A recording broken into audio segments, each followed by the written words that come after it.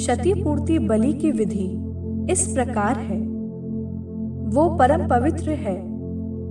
जिस स्थान पर होम बलि के पशु का वध किया जाता है, वहीं क्षतिपूर्ति बलि के पशु का वध किया जाए। उसका रक्त वेदी के चारों ओर छिड़ता जाए। उसकी सारी चर्बी चढ़ाई जाए।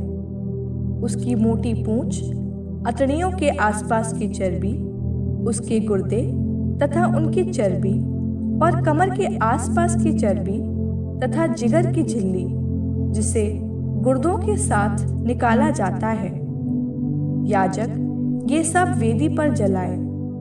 ये चढ़ावा प्रभु के लिए है। याजक वंश के पुरुष ही इसे एक पवित्र स्थान पर खा सकते हैं, क्योंकि ये परम पवित्र है। प्रायश्चित बलि का नियम क्षतिपूर्ति बलि पर भी लागू है।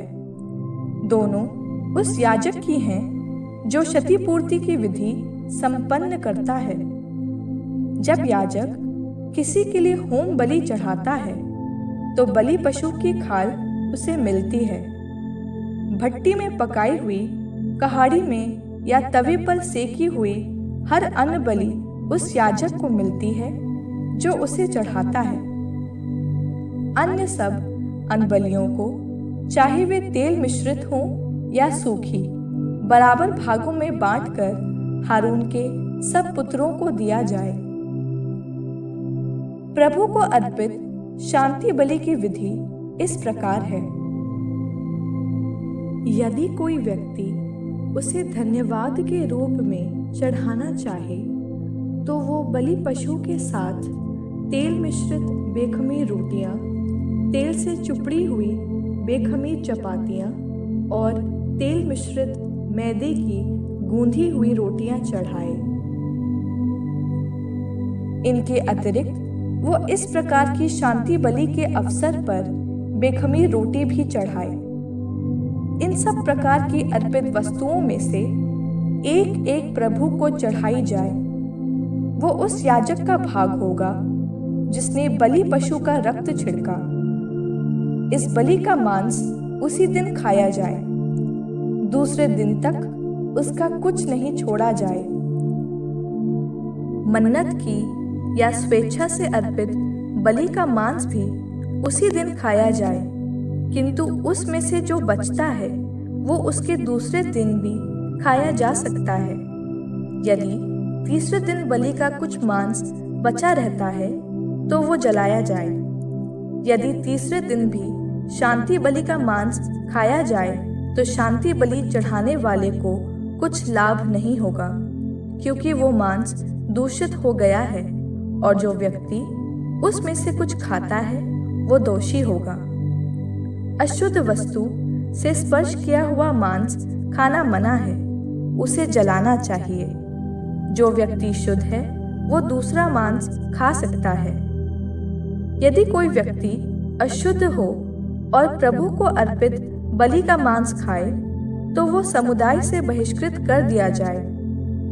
यदि कोई व्यक्ति अशुद्ध वस्तु का स्पर्श करे, चाहे वो अशुद्ध व्यक्ति हो या कोई अशुद्ध पशु या ऐसा कुछ जो घृणित माना जाता है, और यदि वो ऐसी अवस्था में प्रभु को चढ़ाई शांति बलि का मांस खाए, तो वो समुदाय से बहिष्कृत कर दिया जाए।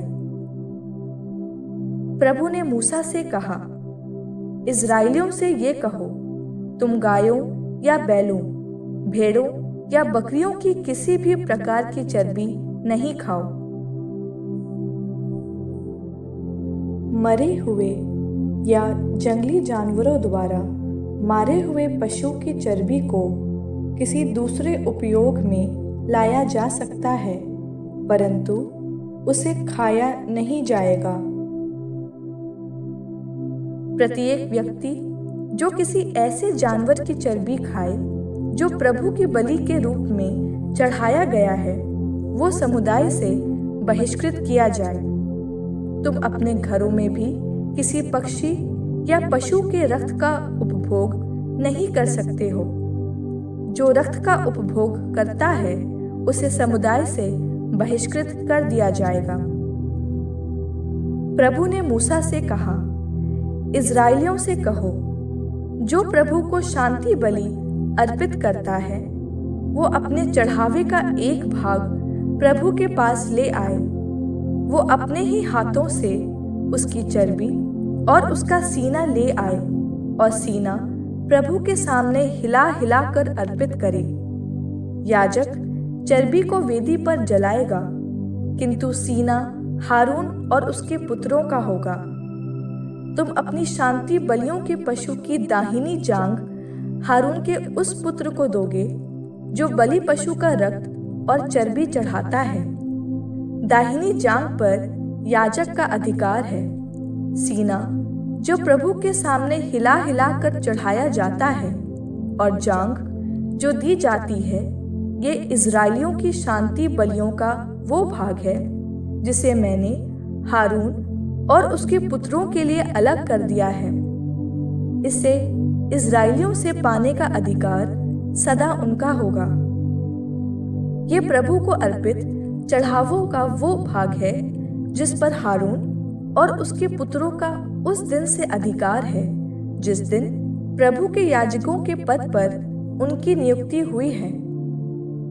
प्रभु ने इज़राइलियों को आदेश दिया है कि वे वो भाग अभ्यंजन के दिन याजकों को दिया करें। ये पीढ़ी दर पीढ़ी उनका चिरस्थायी अधिकार है। होम बलि, अन्न बलि, प्रायश्चित और क्षतिपूर्ति बलि, अभ्यंजन बलि और शांति बलि की विधियां यही हैं। प्रभु ने सिनई पर्वत पर इनके संबंध में मूसा को उस दिन आदेश दिया था जिस दिन उसने इज़राइलियों को सिनई की मरुभूमि में प्रभु को बलि चढ़ाने का आदेश दिया।